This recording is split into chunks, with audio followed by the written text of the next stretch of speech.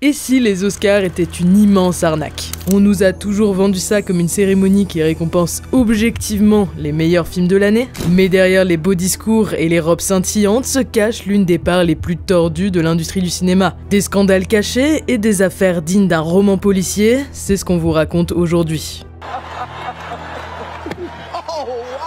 Les Oscars sont-ils corrompus? Vous êtes-vous déjà demandé comment on gagnait un Oscar? Genre là, si vous faites un film sur YouTube, vous avez vos chances ou pas? En effet, les Oscars comme les Césars ou les Palmes d'Or servent à récompenser les meilleurs longs métrages sortis pendant toute une année. Ceux qui s'en occupent, c'est l'Academy of Motion Picture Arts and Science ou l'Académie pour faire plus court. Ils sont plus de 8000 et ils font presque tous partie de l'industrie. Il y a des acteurs, des réalisateurs connus et bien sûr des anciens gagnants. Ils regardent presque tous les films qui sortent, puis ils votent anonymement pour leurs films préférés dans les 23 catégories qui existent. Ils peuvent choisir n'importe quel film, à condition qu'il dure au moins 40 minutes. Une fois que tous les scrutins ont été comptés, l'Académie dévoile pour chaque catégorie les 5 films avec le plus de voix. Comme pour les présidentielles, il y a un second tour pour choisir le gagnant. C'est celui qui a dans l'enveloppe lors de la cérémonie.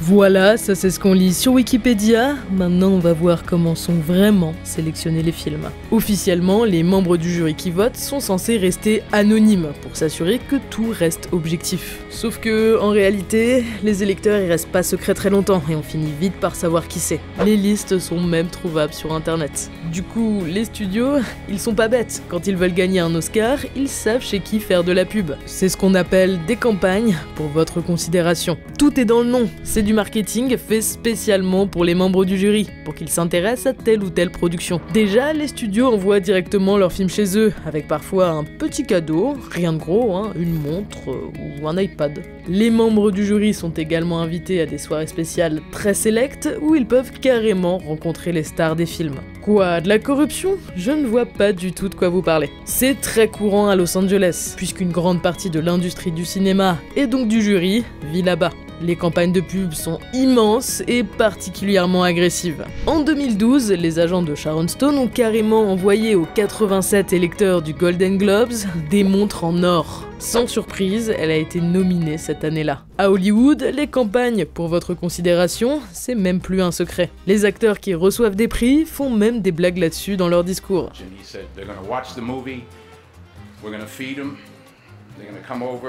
You're going to take pictures with everybody, you're going to hold the magazines, take the pictures, and you're going to win the award. Tout ça coûte de l'argent. Pour gagner un Oscar, les studios peuvent dépenser jusqu'à 10 millions de dollars. Vous vous rendez compte, c'est le budget d'une grosse production française. Pourquoi est-ce qu'ils font tout ça? Après tout, un Oscar, c'est juste une mini-statue. Encore une fois, c'est du business. Les études montrent qu'un film nominé fait environ 20 millions de dollars de plus au box-office. Et si le film arrive à gagner un Oscar, alors ça peut monter à 35 millions de plus. Et ça, même s'il est mauvais, est défoncé par la critique. Comme quoi, le petit logo sur les affiches, ça marche. Mais c'est pas juste une question d'argent. On peut aussi se construire une crédibilité. Ceux qui ont parfaitement compris ça, c'est Netflix. Au début, personne les prenait au sérieux comme plateforme de streaming. Alors en 2013, ils décident de passer à la vitesse supérieure. Ils vont gagner un Emmy, l'équivalent d'un Oscar mais pour les séries télé. Et ils ont pas fait ça à moitié. Ils sont allés dans les quartiers de Los Angeles avec beaucoup d'électeurs et ils ont proposé aux gens 50 $ ainsi que 6 mois d'abonnement à Netflix pour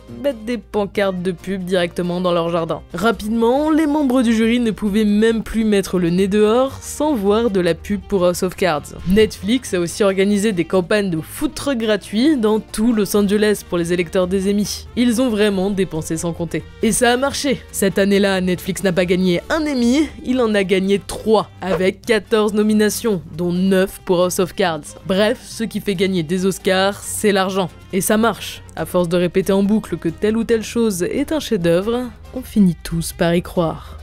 Avant de continuer, est-ce que vous aimez Alfred Hitchcock? Les oiseaux, Psychose? Eh bien justement, aujourd'hui, on est en partenariat avec Microïd pour vous présenter un jeu inspiré de son œuvre Vertigo. C'est l'histoire d'un homme qui survit à un accident de voiture. Il ne se souvient plus de rien, persuadé pourtant qu'il était avec sa femme et sa fille. Mais où sont-elles alors? En a-t-il jamais eu? Il commence à souffrir de terribles vertiges et contacte une psychologue pour comprendre ce qui s'est vraiment passé ce jour-là. Le jeu s'inspire du film original d'Hitchcock pour vous proposer un thriller narratif, entièrement doublé en français, plein de choix compliqués. Ouais, là je sais pas quoi choisir. Tout fan de cinéma saura apprécier l'ambiance, les décors et surtout l'effort pour moderniser ce chef-d'œuvre du 7e art. Les gars de chez Pendulo Studios sont justement des spécialistes en la matière, nous ayant déjà proposé des titres comme Yesterday ou Runaway. Vertigo est disponible sur Steam depuis quelques mois et il arrive bientôt sur Switch, PlayStation et Xbox. Vous pouvez le découvrir en cliquant sur le lien dans la description, alors foncez.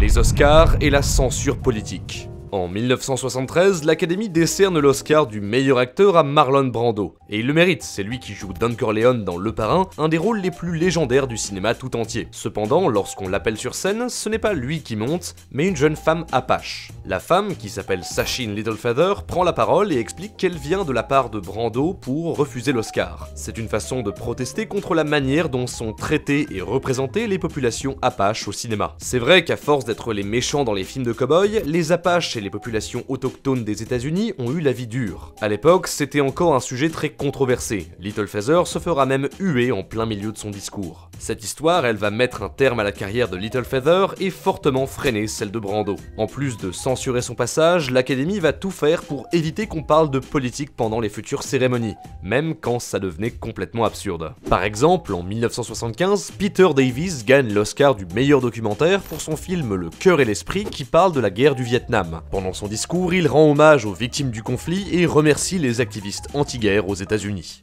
Ça passe pas.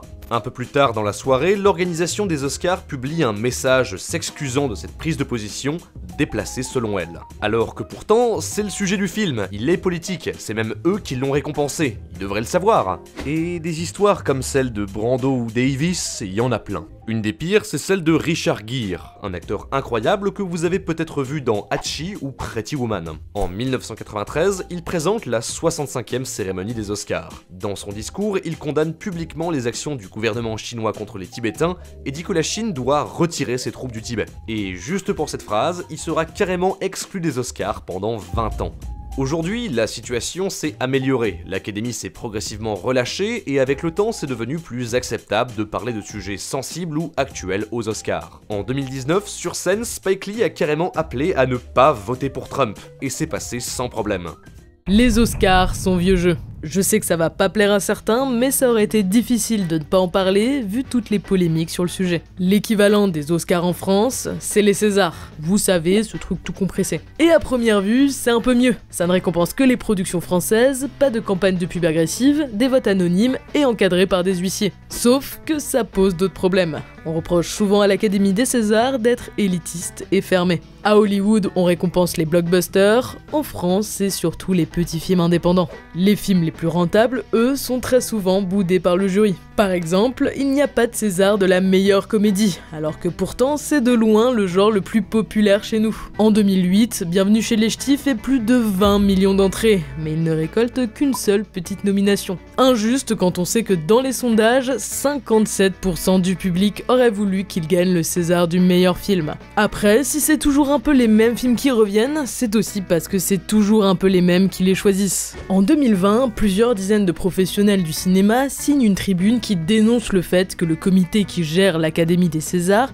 est presque entièrement composé, je cite, d'hommes blancs de plus de 35 ans. Si vous êtes une femme, les études montrent que vous avez 3 fois moins de chances de gagner une récompense. Et dans les catégories mixtes, même pas une chance sur 5. Après, pour certains, c'est aussi un problème plus profond. En 2020, seulement 16% des gros blockbusters ont été réalisés par des femmes. Selon les dernières études, c'est pas qu'il faut plus de femmes nominées, c'est qu'il faut plus de femmes dans le cinéma tout court. Du côté des Oscars, le scandale a été encore plus loin. Et ça commence le 28 janvier 2020, quand le compte Twitter de l'Académie partage une photo avec tous les nominés de l'année dernière. Vous voyez ça? Oui, postez ça sur Twitter, ça s'appelle une mauvaise idée. Sans surprise, Internet a explosé avec le hashtag #OscarsSoWhite. Des manifs sont organisés et Spike Lee appelle carrément au boycott de la cérémonie. Ce genre d'histoire, on en parlait déjà en 1940. À l'époque, Hattie McDaniel devenait la première femme noire à recevoir un prix au cinéma. Sauf qu'aux États-Unis, on était en pleine ségrégation. Du coup, pendant la soirée après la cérémonie, cérémonie, Hattie n'a pas eu le droit de s'asseoir à la même table que les autres comédiens. Quand cette archive-là est ressortie, la réputation des Oscars en a pris un coup. En 2019, c'est Spike Lee qui ranime la polémique sur la diversité lorsque Green Book remporte l'Oscar du meilleur film au détriment de son film BlacKkKlansman. Les deux films sont inspirés d'une histoire vraie et tous les deux parlent du racisme. Pour le public, ce qui ne passe pas, c'est que là où BlacKkKlansman est un film du point de vue d'un noir sur la société de son époque, Green Book est un film fait par des blancs qui parlent des noirs. C'est l'histoire d'un blanc qui, même s'il est raciste, a un bon fond et finit par sauver son ami noir, donc au final, c'est quand même un héros. Le fait que ce soit lui qui ait gagné, ça a posé un problème à beaucoup de gens. Surtout que selon la presse, BlacKkKlansman est carrément mieux. Il a presque 15 points de plus sur Metacritic. Lors de la cérémonie, Spike Lee était tellement outré qu'il a voulu quitter la salle. Il est finalement resté, mais il était pas très content. Sucez-moi la bite, je vous sens cul de vos races, moi. Aujourd'hui, autant les Oscars que les Césars travaillent pour mieux intégrer la diversité. Les Oscars ont ajouté la catégorie du meilleur film populaire. Ça permet à tout le monde de voter pour son film préféré sur Twitter, même s'il n'a pas été nominé. De leur côté, depuis 2020, les Césars ont adopté la parité intégrale dans leur comité de gestion. Il faut se dire que le cinéma hollywoodien, c'est aussi un cinéma mondial. Aujourd'hui, les bénéfices que font les films viennent de plus en plus de l'export à l'international. Inclure plus de monde dans les films, c'est aussi une manière de toucher un nouveau public. Il faut voir à quel point Hollywood fait des efforts pour ne pas froisser la Chine. L'Asie, l'Afrique, c'est plusieurs milliards de consommateurs potentiels. Il faut juste leur montrer qu'eux aussi peuvent se reconnaître dans les gros blockbusters. Les stars et les scandales. Jusqu'à présent, on a surtout parlé de l'Académie, sauf que le problème, c'est pas seulement les Oscars qu'on donne, c'est aussi les gens qui les reçoivent. En 1999, Elia Kazan s'apprête à accepter un Oscar d'honneur pour l'ensemble de son œuvre. Cependant, une partie de la salle refuse de l'applaudir, et une manifestation est même organisée dehors. Pourquoi? Dans les années 50, Kazan avait dénoncé 8 de ses camarades d'Hollywood devant la commission McCarthy. Il les a accusés d'être des communistes, un acte qui a immédiatement mis fin à leur carrière. Même s'il s'est par la suite excusé pour ses actes, beaucoup de gens n'ont pas aimé l'idée de récompenser quelqu'un qui a construit sa carrière en blessant et en détruisant celle des autres. Et lentement, alors que les luttes progressistes avancent, on va de plus en plus s'intéresser à l'éthique des nominés. En 2017, l'affaire Weinstein éclate. Un des plus gros producteurs du monde est condamné après avoir été accusé par plus de 80 femmes. Les Oscars condamnent fermement ses actions et vont même jusqu'à l'exclure de l'Académie, alors que Weinstein jusque-là c'était une institution.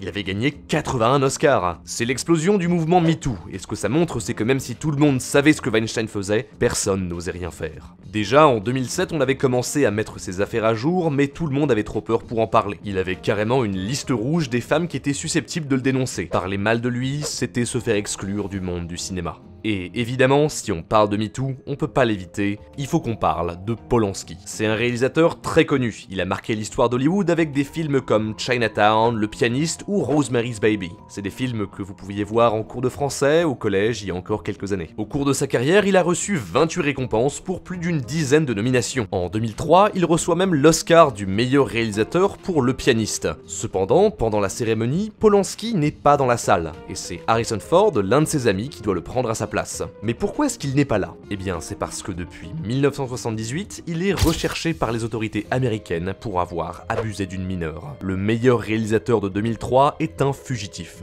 L'histoire de Polanski est hallucinante. En 1977, il est condamné pour son crime et il fait 42 jours de prison avant de sortir pour bonne conduite. Cependant, la justice trouve que c'est pas assez et veut relancer son procès. Polanski décide alors de s'enfuir et part s'installer en France. Ça fait maintenant 40 ans que la justice américaine demande son extradition, et encore aujourd'hui, Polanski ne peut circuler librement que dans 3 pays, la France, la Pologne et la Suisse. En 1997, Samantha Gailey, la fille qu'il a abusée à l'époque, lui pardonne publiquement. Cependant, le problème c'est que depuis 2010, plusieurs dizaines de femmes accusent Polanski de les avoir abusées alors qu'elles avaient chacune entre 9 et 18 ans. Polanski nie en bloc, mais vu le nombre et la cohérence des témoignages, un grand nombre de critiques dénoncent donc les actions du réalisateur et appellent au boycott de son dernier film, J'accuse. Les Césars, eux, ne l'entendent pas de cette oreille. Malgré l'avis populaire, Polanski est partout dans les nominations. Lors de la cérémonie, le verdict finit par tomber. Polanski reçoit le César de la meilleure réalisation pour son film J'accuse. C'est le silence dans la salle. Adèle Haenel se lève, outrée, et s'en va avec d'autres membres du public. Bravo Encore aujourd'hui, c'est une histoire assez récente et sensible. Elle a fait couler beaucoup d'encre et elle a alimenté les disputes entre ceux qui défendent le film et ceux qui trouvent ça inadmissible que les Césars récompensent un homme avec autant d'accusations qui pèsent sur lui. En fait, ce que les gens critiquent, c'est pas que J'accuse ait eu un César, c'est que ce qu'on récompense, c'est pas le film,